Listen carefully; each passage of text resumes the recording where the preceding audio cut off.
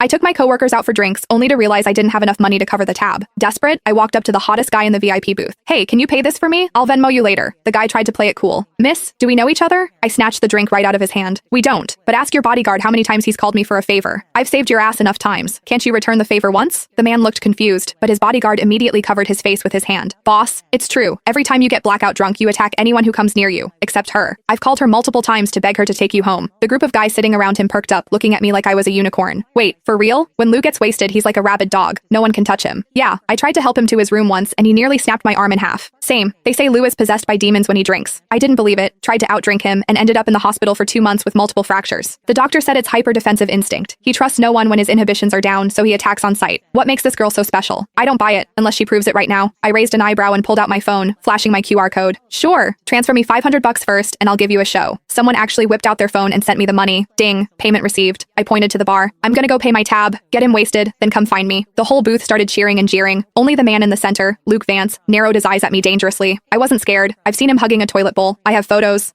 Look at him now. Sitting there like a king in his VIP booth, all elegant and refined. A total fraud. I'd already seen him at his worst. I paid the bill and sent my coworkers home. Then I walked back to the booth. Hey, I took the 500. I had to deliver the show. Luke's friends were trying their hardest to pour drinks down his throat, but Luke wasn't having it. He grabbed my wrist, dragged me out of the club, and shoved me into his Maybach. Slam. The door shut so hard the car shook, like a shaken soda bottle finally popping its cap. I rubbed my nose. Hey, it's not my fault you only trust me when you're drunk. It's annoying for me too, you know? It all started 6 months ago. I was leaving work late when I saw a guy sprawled out in the middle of the street using a city bike as a blanket. It was hilarious. Being terminally online, I had to take a video. But when I got closer, damn, what a face. Too bad he was wasted, reeking of alcohol. He was muttering about being thirsty. I took out my water bottle and poured him a cup. He was surprisingly obedient, gulping it down. I tried to wake him up. Hey, you can't sleep on the street. Where's your phone? I'll call your friends. He ignored me, snoozing away on the asphalt. I had no choice but to pat him down. Found his legs were incredibly long, like model long. I found his phone, unlocked it with Face ID, easy when they're asleep, and FaceTimed the first contact on his list. I pointed the camera at his face. Hello? This phone's owner is sleeping on the street. If you're his friend, come get him. The guy on the other end didn't even ask for a location. He just screamed, back away from him. 5 feet. Now. I thought he was worried I was going to rob the hot guy. I scoffed. Relax. I'm not interested in drunks. I'm sending you the location. Hurry up. The guy yelled again. Do not ignore me, unless you want to die. Psycho. I hung up. Then I sat on the curb to guard the guy. He decided my thigh was a better pillow than the bike. He slept like a baby under the moonlight. 10 minutes later, the friend arrived and looked at us like he was seeing a ghost. I swore. Look, I didn't touch him inappropriately. As soon as I spoke, the guy shifted. He wrapped his arms around my waist and buried his face in my stomach, treating me like a body pillow. I couldn't pry him off. I pulled his ear. Hey, wake up. Your friend is here. Let go. He didn't budge. I looked at the friend. Help me out here. I can't move his arms. The friend stood 5 feet away, refusing to move. I was pissed. Why are you just standing there? He said. I don't want to die. Me. What? The guy explained he wasn't a friend, but a bodyguard. He pulled his car up, parking exactly 5 feet away. You have to get him into the car.